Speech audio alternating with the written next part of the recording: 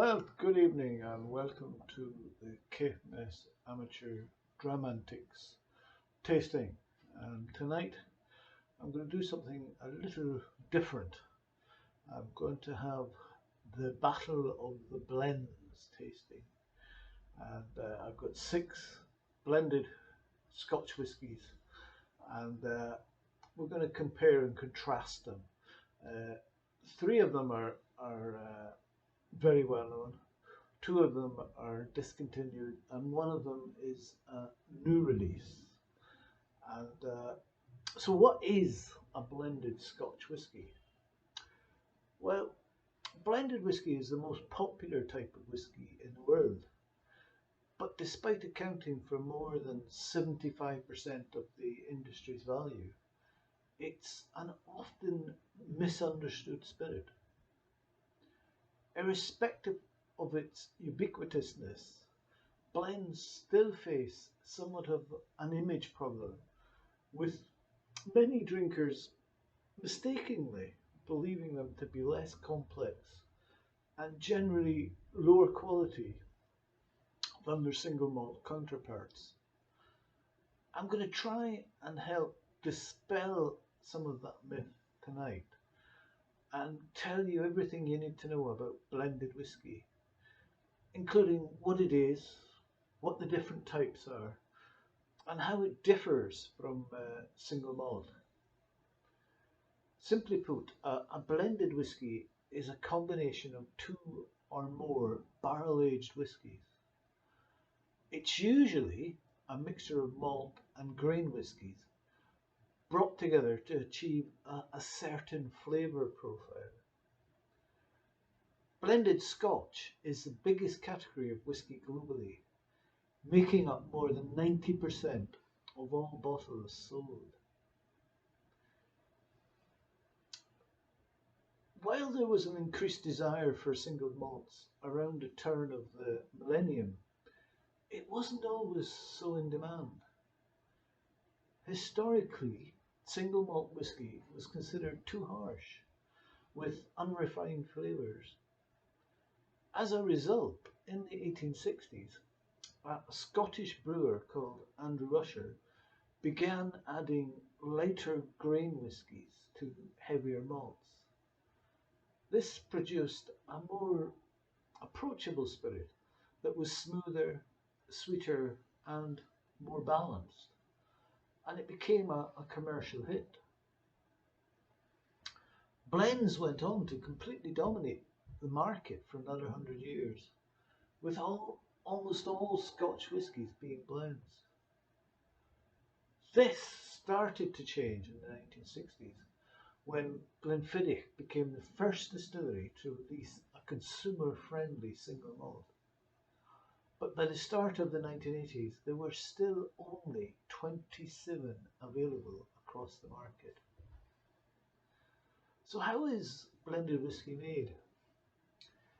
Well, it's made by combining different whiskies together, and the job of combining them comes down to the master blender. They'll use their nose and experience to bring together anything up to 50 single malt and single grain whiskies to create a unique expression. After they've been blended, the new whisky will spend up to 8 months in casks in what is known as the marriage period. It's during this time that the flavours of each individual spirit will mix with the others. When it comes to age statements, the number listed on the bottle is the age of the youngest whisky used. This means that if a master blender takes an 18-year-old malt and adds a little bit of 10-year-old, the result is a 10-year-old whisky. An example of this can be seen with the Chivas Regal 12, which is a blended Scotch made up of whiskies that have been aged for a minimum of 12 years, but will likely contain spirit that's older, although the recipe is a closely guarded secret. As a result, many blended whiskies don't carry an age statement at all. This is because if a master blender adds a small quantity of particularly young whisky to the mix, marketing the release as a 3, 5 or 8-year-old blend may be off-putting to buyers, and it's probably not a fair reflection of what's in the bottle. But there are different types of blended whisky. Blended Scotch whisky. This is your archetypal blended whisky, and what most likely springs to mind when discussing it. It involves mixing one or more malt whiskies with one or more grain whiskies.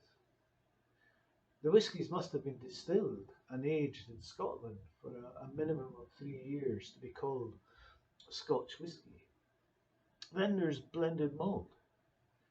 Blended malts, also occasionally called vatted malts, are made without the use of grain. They're a combination of single malt whiskies from different distilleries. Examples include Monkey Shoulder, Compass Box Spice Tree, and Big Pete. And then, rather rarer, are blended grain whiskies, made exclusively with grain whiskies from 2 or more different distilleries. Though generally harder to come by, blended grain is praised for its lighter profile and creamier mouthfeel. Some popular expressions are Compass Box Hedonism and Nika Coffee Grain. And how does blended whisky differ to single malt whisky? Well, the difference is simple. While a blend can be a combination of different types of whisky from different distilleries, single malts come from just one distillery and are made using only malted barley. Where things get a little more confusing is that some, if not most, single malts are actually a vatting of differently aged and finished whiskies, as opposed to just coming from one barrel.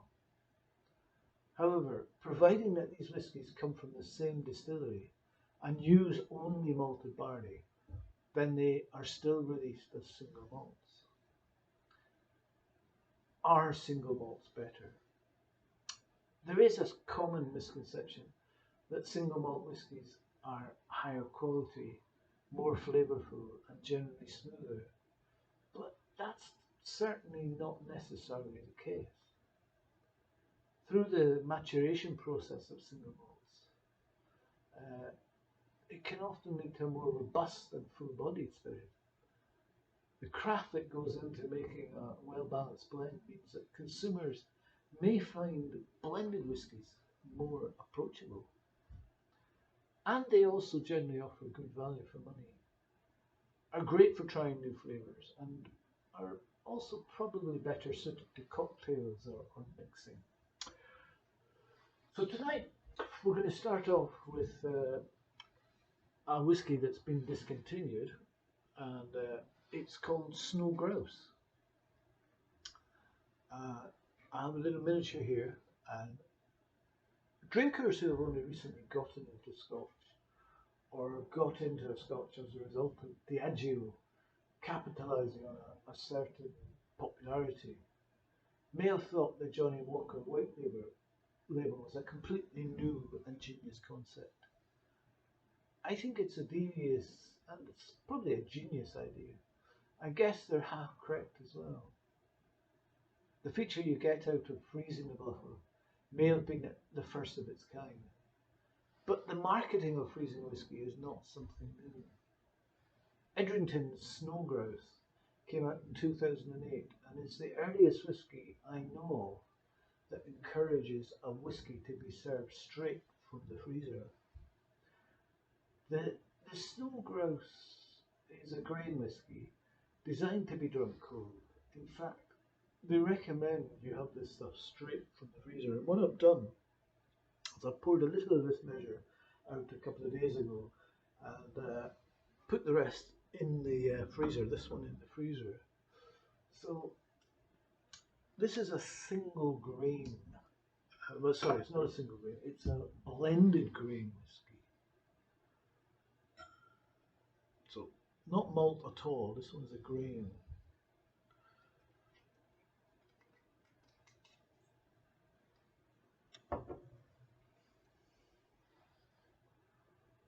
So let's see where we are here. 40% ABV.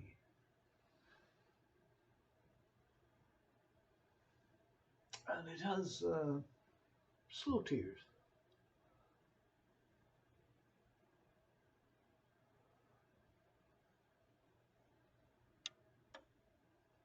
It's quite peppery. And there's light sense of dried apricots, apples, vanilla and mandarin oranges. There's also some sulfur present, and I get an odd metallic off note. It does get better, and then you get oak, lemon, grain, tangerine. So a little bit of spice and light vanilla. And there's very little alcohol in this one. It's very citric, not unlike lemon flavoured vodka. There are soft aromas of vanilla, ginger and peach. We'll try it on the mouth.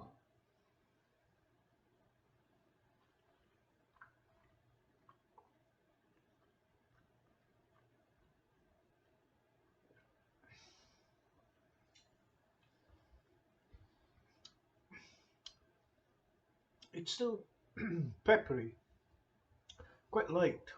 It's fruity and floral. And you get light taste of apricots, apples, honey, cantaloupe melon, vanilla, toffee, peaches and caramel.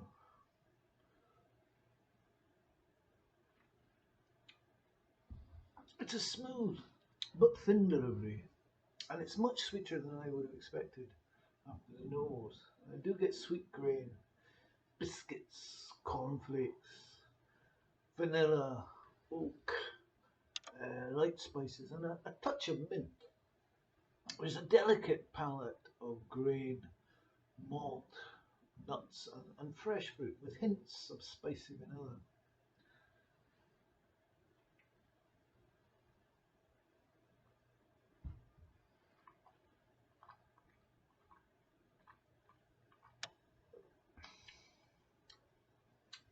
And the finish is short, very short, with sugar grain, vanilla pudding, and there's a hint of honey, cereal, fresh fruit, and vanilla. I'm going to try the unchilled one just to give a comparison.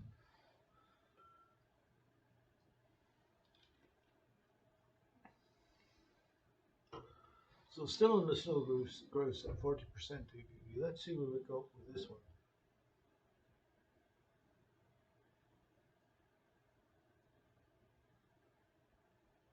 I don't know. It's quite indistinctive. Maybe a slight methylated spirit aroma and sweet maltiness there.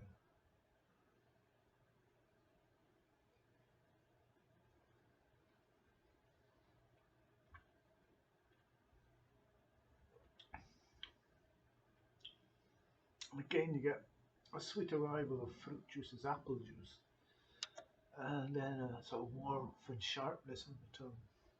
But it doesn't develop.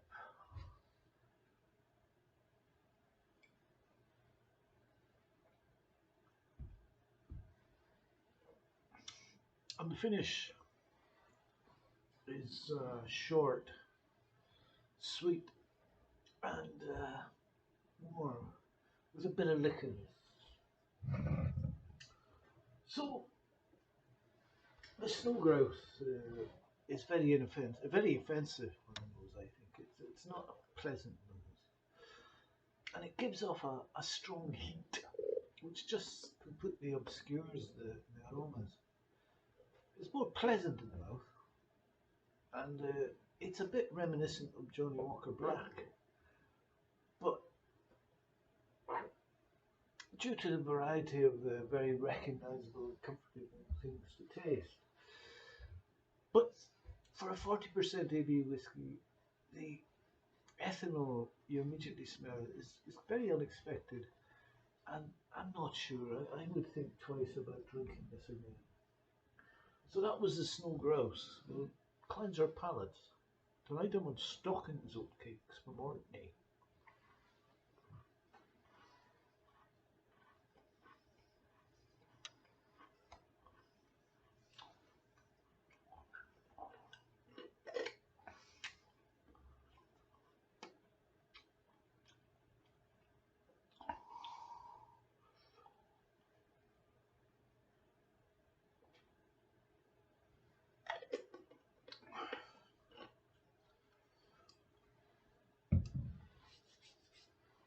So next we're going to Snow Grouse's elder brother, the famous Grouse. Again, bottled at 40% ABV. Back in the day, when my go-to drink was a couple of beers and whiskey, it would always be Grouse that I ordered. This is, we're talking 44 or 45 years ago. Uh, I then moved on to vodka, and now if I'm going for a night out, I would go for gin and tonic. Uh, the famous Grouse, it's ubiquitous, owned by Edrington. As Edrington also own Highland Park and Macleans, plus they have a share of the North British grain whisky distillery. It's possibly safe to assume there are components of each of those within. It's also rumoured to have some Glenrothes and Glenturret amongst its malts. In fact, it's bottled at the Glenturret distillery. Girvan is also rumoured to be another grain whisky in the mix. 1 dram of the famous Grouse is sold every 3 minutes in the UK, making it the biggest selling whisky in the UK. So you would think it must be doing something right. Today, more than 2 million cases are sold annually, making it one of the most popular whiskies in the world. It's one of the world's most popular blends, and it's the best-selling Scotch whisky in Scotland. It was first made in 1896. It went on to be known as the famous Grouse, with the name registered in 1905. And around 80 years later, the company was awarded the Royal Warrant. So what have we got here? Well, it's darker in colour than the Snow Grouse.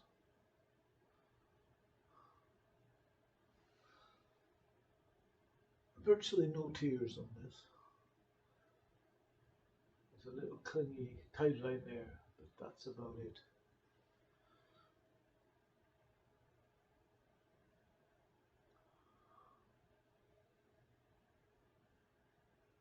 That's very familiar to me from all those years ago. It's got a crisp, light nose, offering up notes of toffee apples, hints of dry flowers, and a sort of biscuity barley. Maltiness, buttery caramels, Werther's Originals. There's a hint of dried cereal, along with some orange peel. There's malt and the grain, citrus candy and butterscotch, which then transitions to orchard fruit with charred toasted undertones and a sour punch. The grain's becoming more assertive, and ethanol, and almost like a rubbery cement, along with touches of smoke, green apples, bananas and nuts. try the mouth.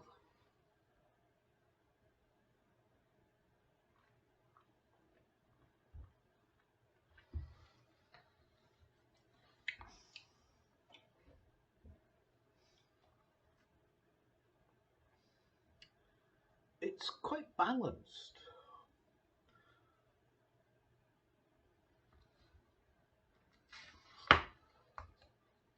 Biscuit laden, with a core of thick, creamy malt. Just a hint of spice. And there's the vaguest whisper of smoke, which brings a little complexity.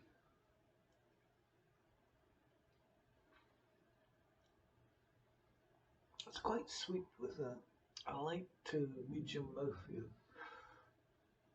And there's a little bit of alcohol burn on the rival, but that gives way to flavours of malted barley, sultanas, butterscotch, ginger nut biscuits, and it all ends in a light smokiness.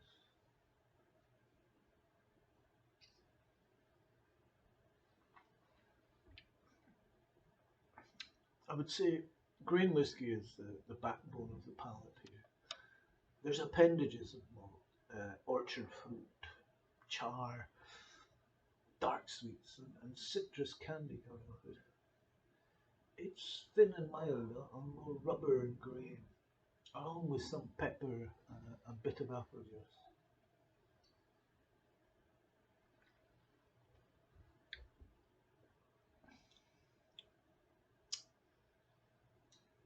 And the finish is sort of harsh, rubbing alcohol initially, with some lingering mouthfeel, a slightly sweet malty finish with a more biscuity taste, a slight astringency, and that suggestion of grain whisky.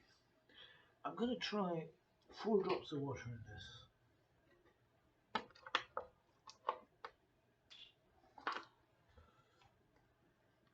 I have a little pipette here.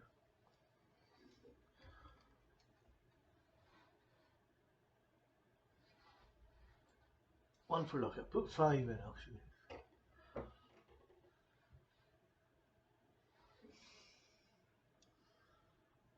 Just really strolling in the glass.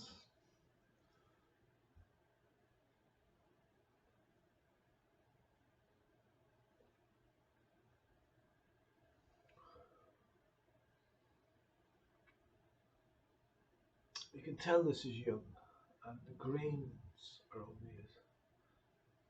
A bit of sawdust. There's also apples, honey, and a bit of chocolate. And it's even a little bit smoky.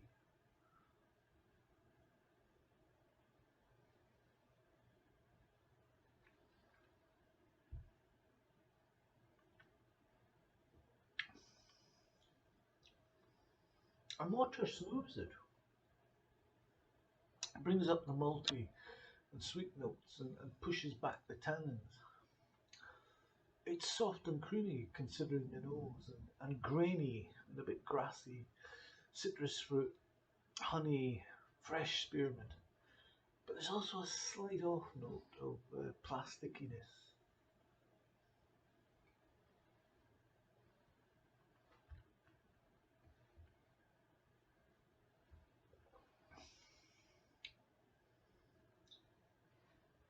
And the finish is light and grainy, sort of mint candy, overripe oranges, cheap chocolate with 20% cocoa in it. It's a little bit waxy and smoky. So famous grouse. It's a very malty, biscuity blend. And it's easy to see why it's so popular in Scotland. And I used to like this whisky a lot. And it was an easy drinking trip down memory lane of childhood hot toddies. But it's not a serious consider to any whisky a dedicated whisky nerd might have on their shelves. And I doubt whisky connoisseurs would admit to enjoying a famous grouse. Regardless of how popular this whisky is, it's not without its flaws. I find it slightly unbalanced towards the grain whiskey side. However, there are much worse single malts available, and it's at a cheap price this one. It's been around for a long time, and it has a loyal following all over the world. But it's no longer my thing. It's a bit cloying at times, and it doesn't really do much for me. I suspect as a mixer it would be great, and you could put it into many a cocktail over. But when it comes to being a sipper, I want something with a bit more punch to it. So I'll cleanse my palate.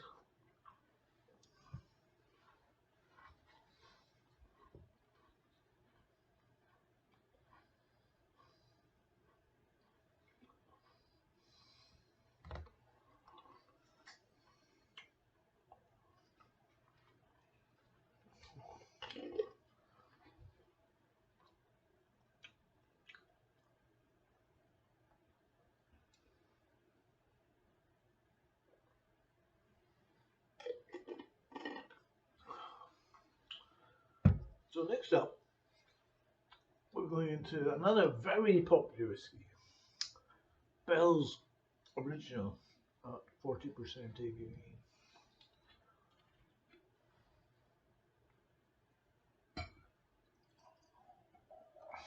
And I would say the Bell's is a bit lighter than the Grouse. So far, all of these will have been coloured and chill filtered. Um, Only the final whiskey tonight, I think, is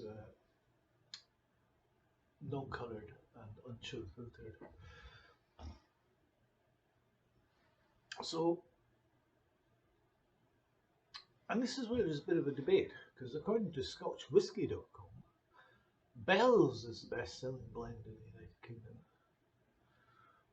I told you earlier it was famous Grouse. Easily check that.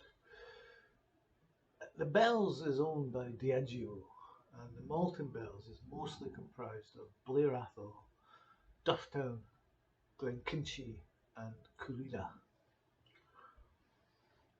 And of course, grain, which probably is North British, possibly with some Girvan. And I have to say, it's got better tiers than the famous Grouse. Let's try the nose.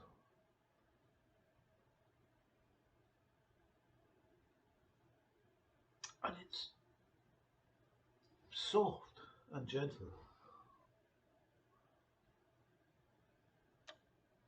And you get the malted barley and hints of cut herbs and a fresh floral note.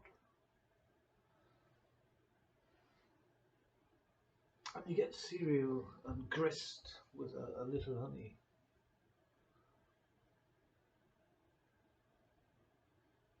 Mild green fruit, grapes, dampe,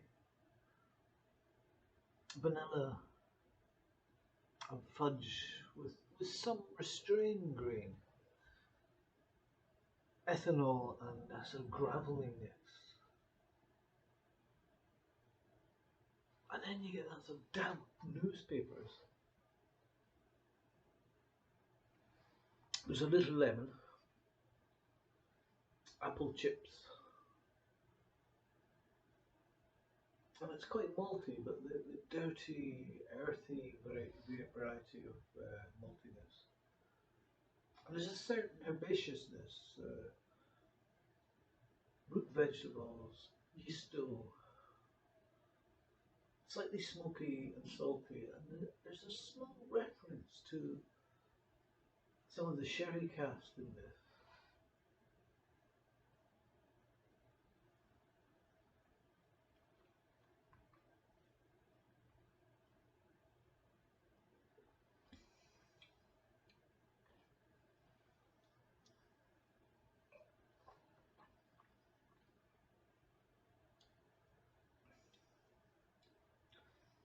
And it's quite smooth. with a meat body, barley and cereals with nut oils, hints of wood and spice. It's thin and mild, of course, but there's some grass, pepper, honey, lemon, and you get the malt, and you get the grain.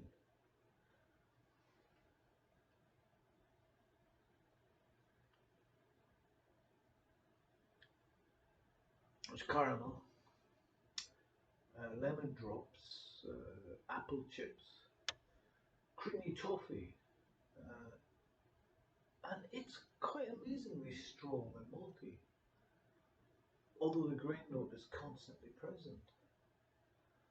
And it's accompanied by a light smoky note, almond croissants. I don't get a lot of oak with this one. I do get a hint of vanilla.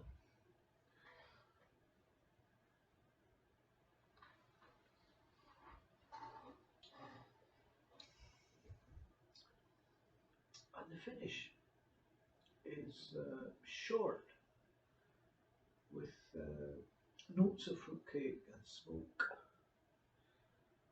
honey, grass, and a strong pepper initially, which gives way to a lingering menthol note.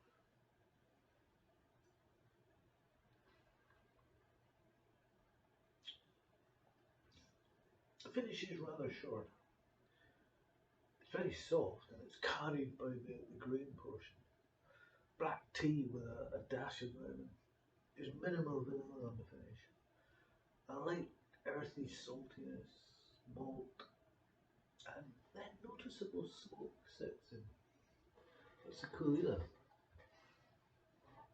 I'm going to try 5 drops of water in this one.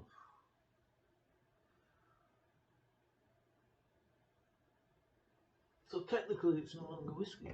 Whiskey must be 40% ABV. But let's see.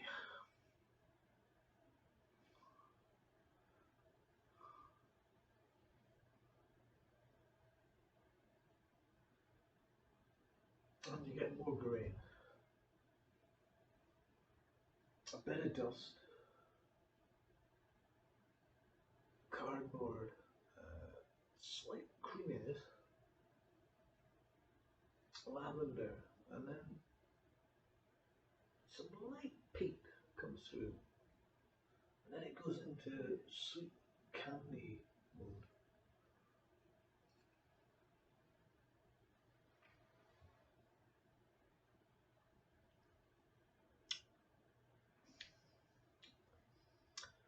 And the finish is sweet, thin, with a very, very slight peatiness.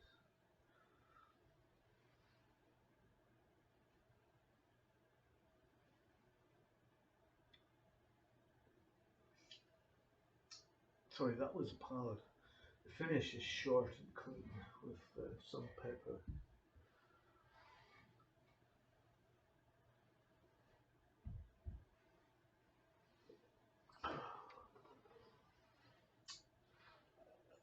So the Bells, original 40% ABV. It starts off with a surprisingly pleasant nose, uh, which has very little in the way of the harsh notes that most cheap blends have. And the palate and finish manage to come and go without being too rough either. It's almost decent enough to be perfectly serviceable when taken neat. And it would probably work well for mixed drinks. And given what it is, I'm pleasantly surprised by how good this is. So, we'll cleanse our palates again.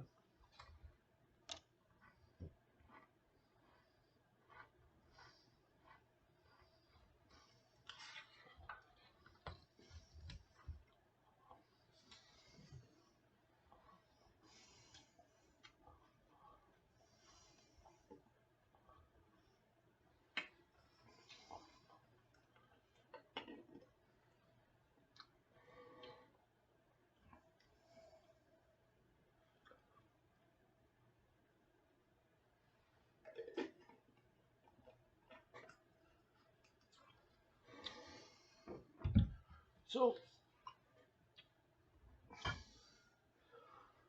now we're going for another whiskey that's no longer available, but it's been relabeled, I think, rather than no longer available. This is the Black Grouse at 40% ABV. And the Black Grouse is the peated version of the famous Grouse. Being a blend, they didn't actually peat the barley specifically used for this whiskey, like with a single malt, but instead they've taken fully matured Islay whiskey and blended it with some famous Grouse. It was originally created for the Swedish market, but the Black Grouse was released worldwide in 2007. There has been some speculation about where the peated Islay whiskey comes from. Some people thought it was from Lafroig, others think it's Coolila, and I've seen one or two people suggest it might be Ardbeg or Lagavulin. I think we can safely eliminate Ardbeg and Lagavulin from the mix due to how protective the owners are of those whiskies. And I think it's highly unlikely to be Lafroig. So I think it's probably this one, Diageo's peated whiskey workhorse, Coolila. There's no documentation to support that claim, but I think at the time when this one, it seems to be the best fit.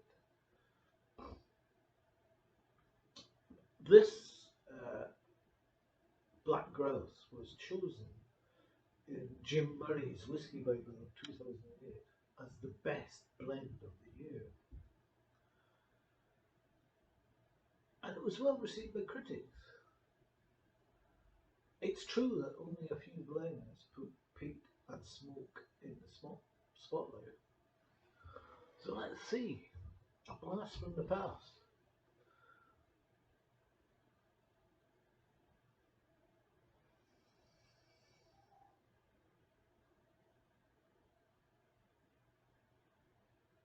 And immediately, there's noticeably more malt in this than the regular famous Grouse. And there's notes of dark fruit, tropical fruit, grain, char, butterscotch, and acidic pulp. But despite having Islay whiskey blended in with it, I'm not picking much up. Lots of malt and cereal, but smoke is nearly absent. Fruity, apples and peach, a crisp woody scent with noticeable threads of sweetness.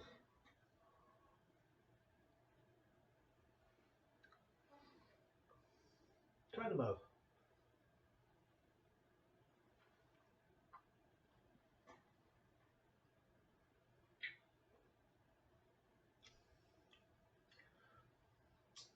And now I get dry because char and tropical fruit initially dominate the palate. And grainy whiskey, toying bourbon-like notes of caramel and banana, followed by notes of malt, toasted grains and oily nuts with a bit of smoke.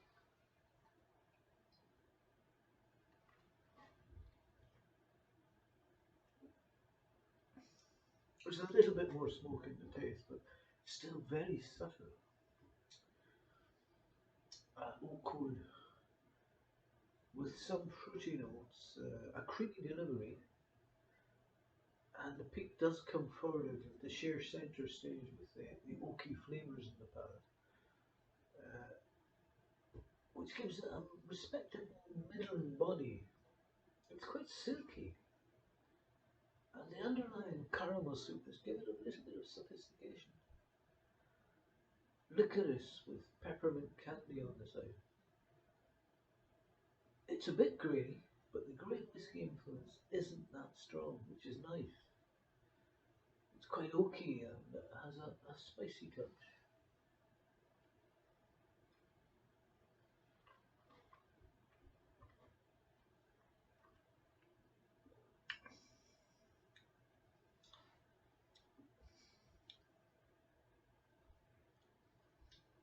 And the finish, it's a medium fade of dark fruit, malt, caramel syrup, and char.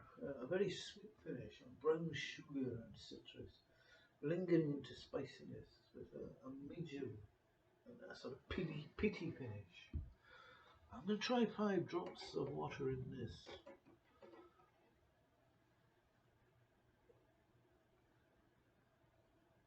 I haven't checked any of it so far for Scotch in this, because they're all chill filtered and all coloured.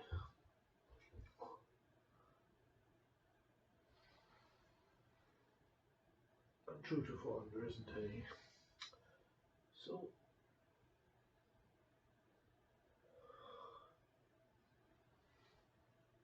water does open the smoky aromas, but just for a moment. It brings out more of the licorice as well.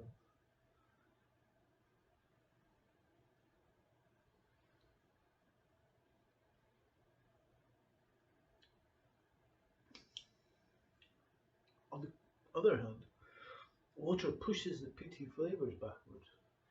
It adds lots of bitterness and peppery notes.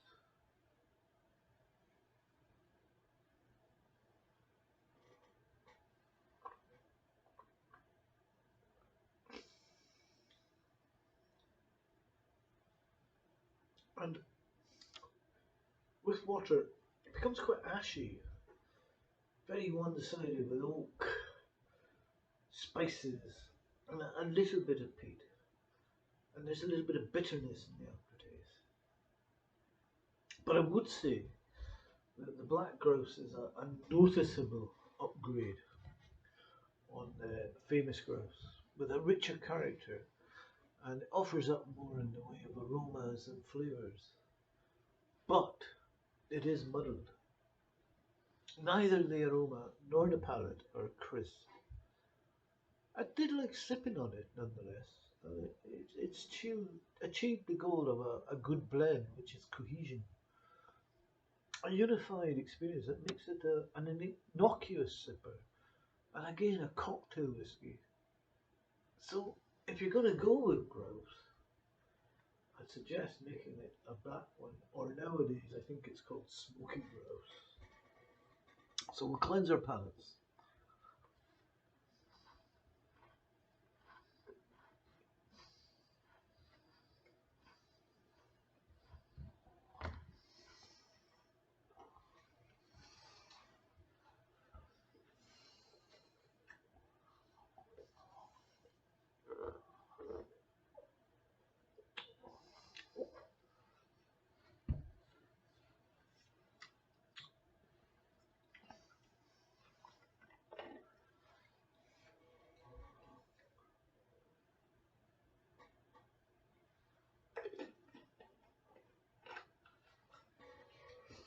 So for the fifth dram tonight, we're going to try the blended malt from William Grant and Sons Limited, which is Monkey Shoulder at 40%. And it's a blended malt, and it gets its name, Monkey Shoulder, from the Scottish slang for a muscular strain suffered by maltmen during the days when whiskey was still made by hand, because they had to turn the grain, the malt, and that repetitive action led to a particular style of industrial injury, which became known as monkey shoulder. Monkey Shoulder was designed back in 2005, not really for single malt Scotch drinkers. It was really designed to appeal to audiences whose palates preferred sweeter and spicier drinks, most namely the US bourbon market. In 2017, 300,000 cases were sold globally, an increase of 31.4% over the previous year. In 2019, it was named as the best-selling Scotch in the annual brand report, usurping industry heavyweights Johnny Walker and Lafroy. And its light continues to shine. And it's due in part to its appeal as a versatile whisky. It's equally at home in a cocktail or over ice. And also its iconic bottle design, which is easily recognisable on a bar shelf at a distance. And you could consider Monkey Shoulder as something of an entry point whisky. And that's not a damnation. It's been instrumental in driving the industry out of the shackles of leather armchairs and the sole hands of middle-aged men and into the world's best-known bars, which is no small feat. As an expression, Monkey Shoulder is comprised of 3 Speyside whiskies, and given the owners are William Grants, it should come as no real surprise that these malts are sourced from Balvenie, Glenfiddich and Kinninby. It's drawn from first fill ex-bourbon barrels and bottled at 40% ABV. And would set you back £27.75 from the Whisky Exchange. But you'll find it reduced closer to £20 on the shelves of supermarkets. And for the price of a few pints of lager and a packet of crisps, that's a bit of a bargain. So let's see what we have with Monkey Shoulder, a blended malt from William Grouse and Son.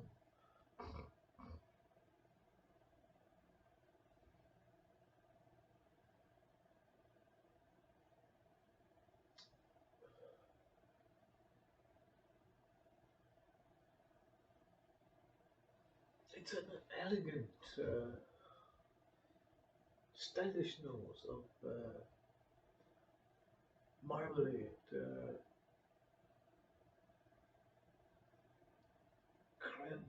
crema caramel,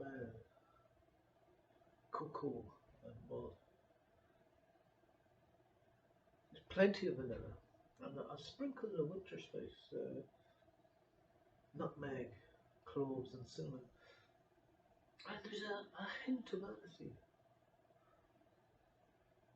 underripe pineapple chunks, and candy apples and full banana seeds,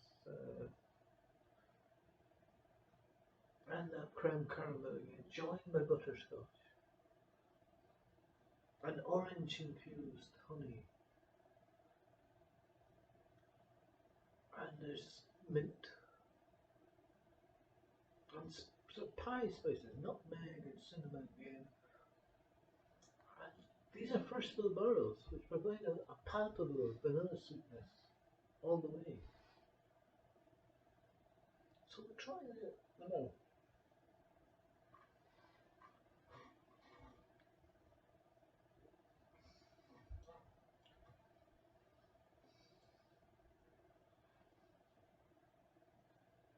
And the rival is not without body for the ABV.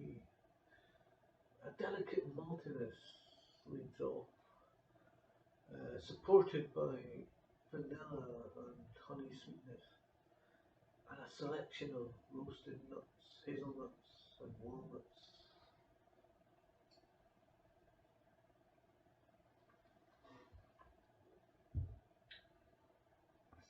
And there's caramel apples and toffee drizzled pear slices, with a scattering of berry flans and tarts. This is very malty. It's creamy delivery with a suggestion of berry fruit, juicy toasted barley, cloves and butterscotch.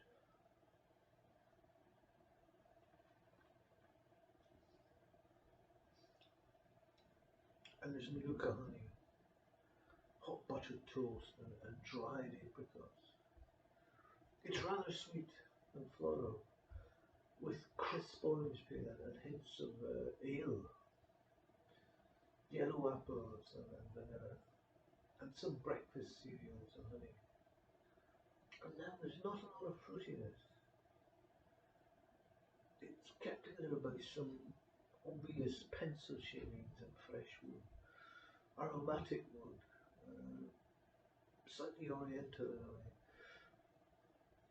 matched to hints of nugget, oranges and lemon peels. It has a malty core and vanilla sweetness.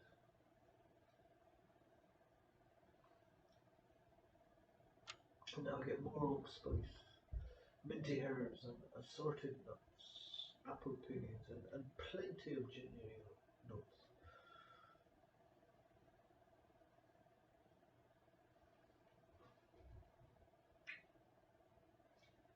On the finish,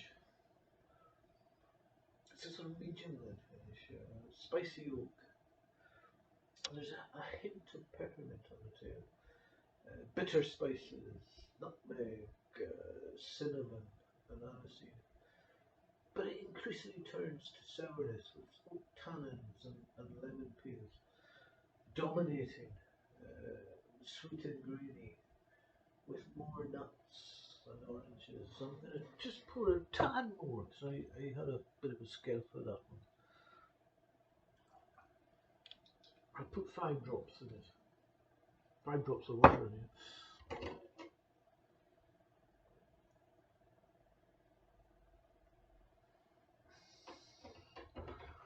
All of these so far have been at 40% ABV. And again, this will be coloured and chill filtered, so there's no Scotch mist. Blended malt, monkey shoulder with water.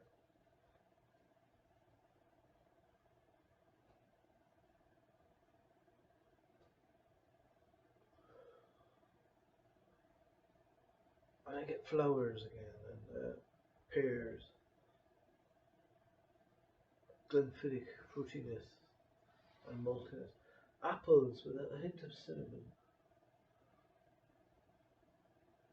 some citrus fruit, vanilla and cornflakes.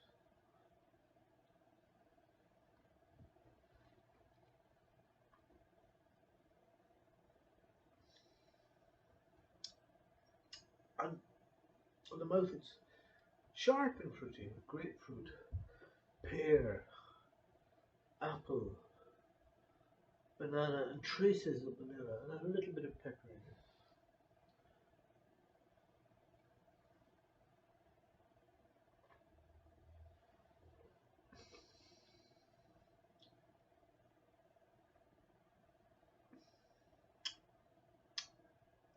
And on the finish, there's some pear and citrus fruits, but it's rather short and flat with water on the finish. So that was monkey shoulder.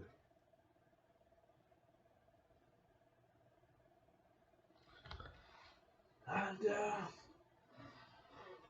according to the monkey shoulder website, some say it tastes just like riding bareback on the wild moors of Scotland with a flame-haired maiden on Christmas morning.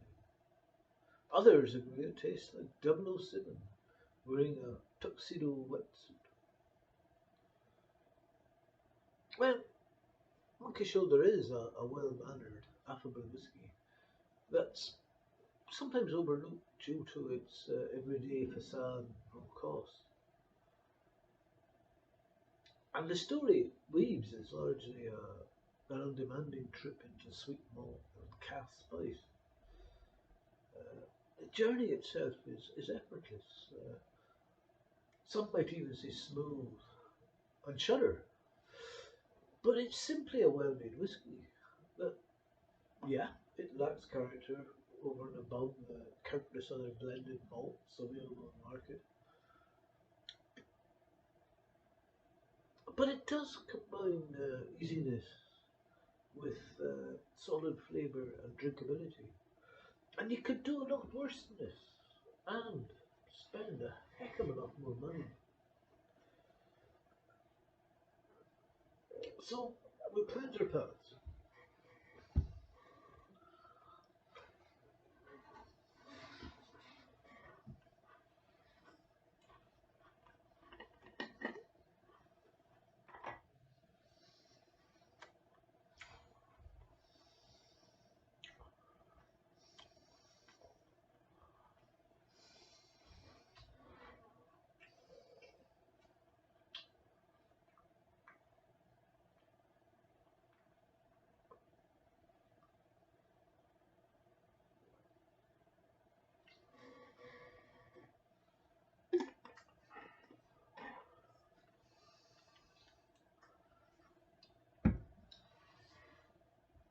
Well,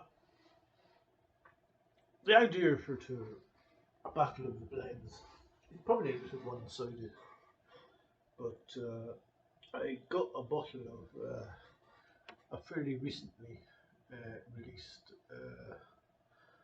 blend called Macleans Nose, which is non-chill filter and non-coloured and at 46% ABV. It is a blended Scotch whisky, and it's a fairly new blended Scotch whisky, and it's a brand from the team behind the Adelphi independent bottler and the Ardnamurchan distillery. And I have to say, compared to the other bottles, it has a cork, it has a little thing on the back you can scan and get full details of what's in it. It's got a nice label and it's a lovely bottle. So that's off to the presentation. The Macleans Nose, the unusual name is something of a double meaning. It serves as a nod to Charlie Maclean, the renowned whisky writer and consultant who has long served as an advisor to Ardnamurchan and Adelphi. And it also refers to a well-known landmark in the Ardnamurchan Peninsula. The Ardnamurchan Peninsula is on the west coast of Scotland, down over past Gairloch, and between Gairloch and Fort William, I suspect. It's a jutting headland at the base of Ben Hyant on the Ardnamurchan coast, and it's an area known for troublesome conditions that caused many sailors to run into difficulty. In August of 1938, for example, a yacht known as the Eriska had to be rescued after encountering fierce seas between Mull and Ardnamurchan. I think it's a bit further south than Fort William. The Ardnamurchan distillery was established in 2014 and it was built and it's owned by Adelphi, an independent bottling company. And the long relationship with Charlie Maclean, who is undoubtedly one of the most influential writers in the whisky world over the last few decades. And I've got several of his books, and he is a good writer. He does write very knowledgeably. He also acts as a consultant on various projects, and Adelphi is one of them, who he helps with cask selection and blending advice. And he's many things to many people, but his love for blended Scotch often shines through when he speaks about or writes about whisky. And this new brand from the Ardnamurchan team seems a particularly fitting tribute. Daniel knows he does nose, he does lots of tasting notes, and this may be a non-age statement, and they're very much towing the Scotch Whisky Association line when it comes to labelling. But we can easily use the online promotional data to glean what we're dealing with here. There's a QR code there on the bottle, and if you scan that, all will be revealed. It's got a large dollop on the malt and a light base of grain, not British grain. The ratio is 70 to 30 in favour of the malt, and I think it'll show in this one. 21 ex-bourbon Lauren grain hogshead from North British give the foundation on which to lay 40 casks of ex-bourbon are diverted, and 16 ex-sherry casks of diverted. And then it's dressed with 5 casks of Campbelltown malt, Glen Scotia. Non-chill filtered in natural colour. But they don't tell you that on the bottle. But they do share on the bottle that you've chosen the bottle at 46%. And that's quite a vital thing to know. And just to draw attention to the focus on sustainability,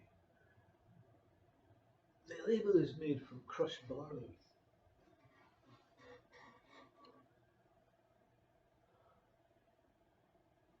An apparently sustainable mix of recycled materials and barley draft. And it's adorned with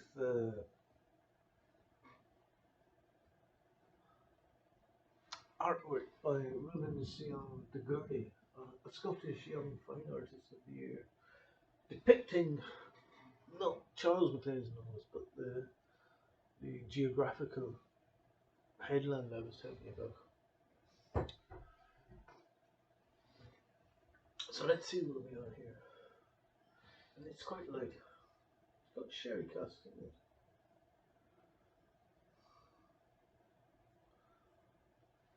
But it's got fantastic tears in it. First whiskey tonight, beautiful church windows.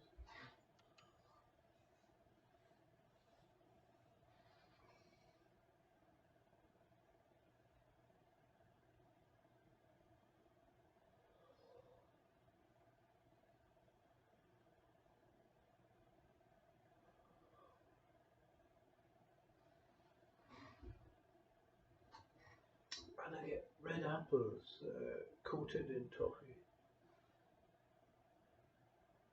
There is a dark grain note. It's almost rye whiskey like. And a wheat cereal biscuit, digestive biscuit with milk and honey.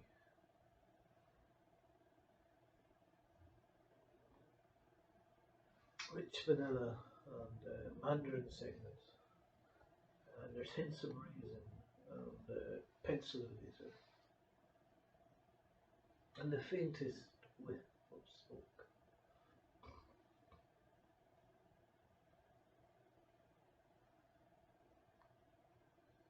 You get outdoor grass fires and snuffed candles.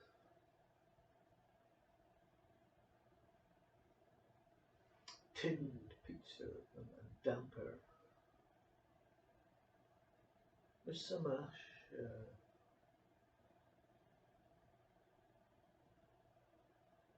There's sour green fruits too, gooseberries,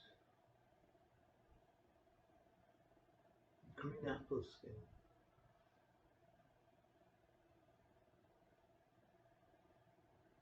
toffee, fudge, caramel, and there's some green apples and pears. And again that digestive biscuit notes. Currants and sultanas, fragrant sherry and Donegal. I'm getting the Glen Scotia coming through here. Orange zest and a little fresh ginger. And some very, very light bonfire smoke. We'll try them out.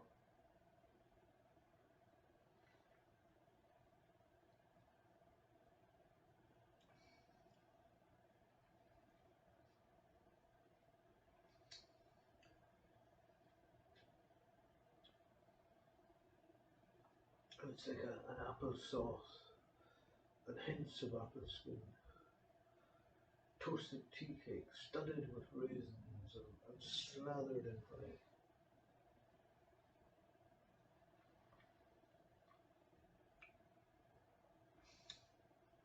And vanilla cookie and orange peel.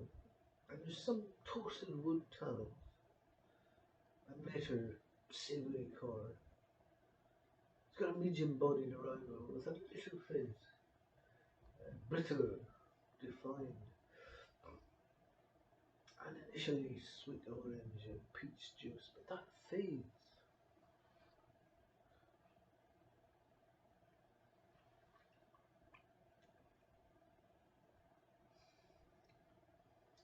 And you get smoky marmalade and sharp apples appearing. And there's a definite outdoor feel to things.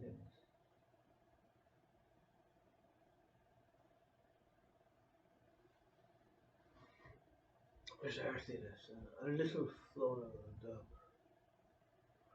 It's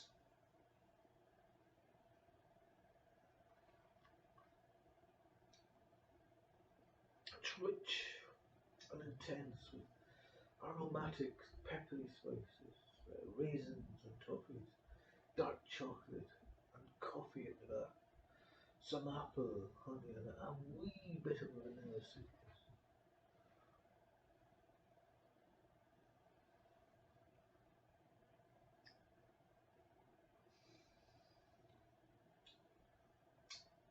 And the finish is medium low, slightly dry, on apple, orange, and a whisper of smoke.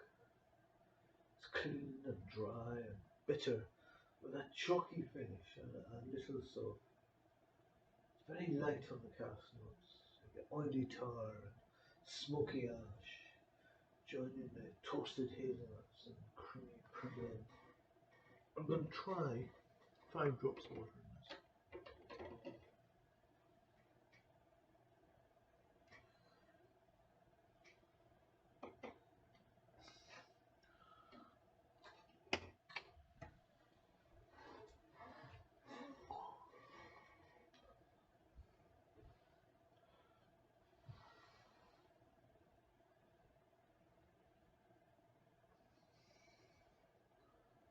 And yeah, you get the Scotchness there. Non-coloured, non-chilled liquor.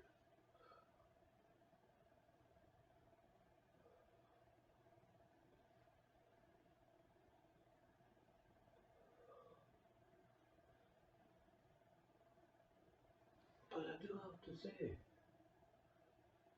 that 5 drops of water have washed out the aromas, and it doesn't bring anything new or better to the surface. It cleans it out. It does become slightly floral and a little fruity.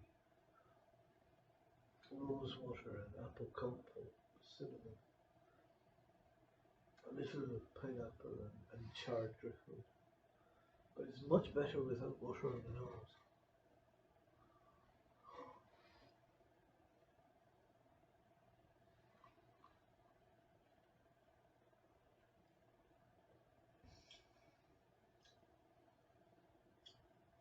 And on the mouth again, it's slightly washed out. That spicy attack with vanilla smoke and spicy walnut from the sherry cask.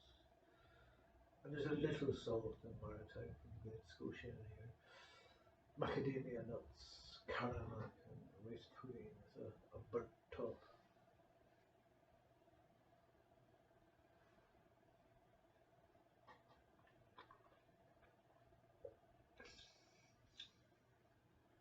And zesty citrus, floral malt, and an earthy smoke.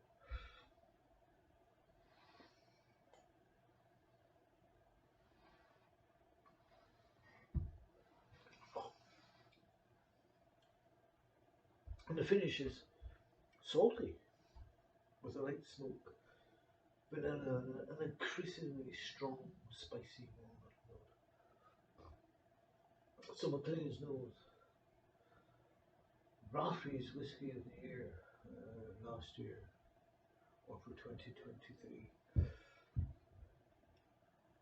So it's a light and detailed glass of balanced, elegant, and certainly moreish outdoorsy whiskey. Is it the water of life? Well, maybe. It's not an elixir. It doesn't give life. Although it may feel like it does. But it does possess a lot of life. It's alive and lively. And the great thing about this, it's not being bought as a collectible. And it will be opened. And it will be shared. And it will be enjoyed by pretty much anyone who buys it. So by canny presentation and an honest, integrity-forward proposition, it has therefore been given life, real meaningful existence and empowerment to go forth and do exactly what whiskey is meant to do. It's, for me, one of the best affordable blends you can grab and enjoy right now. And I hope when this batch inevitably runs out, another batch will be hastily prepared and ushered forward in the spirit of king replenishment.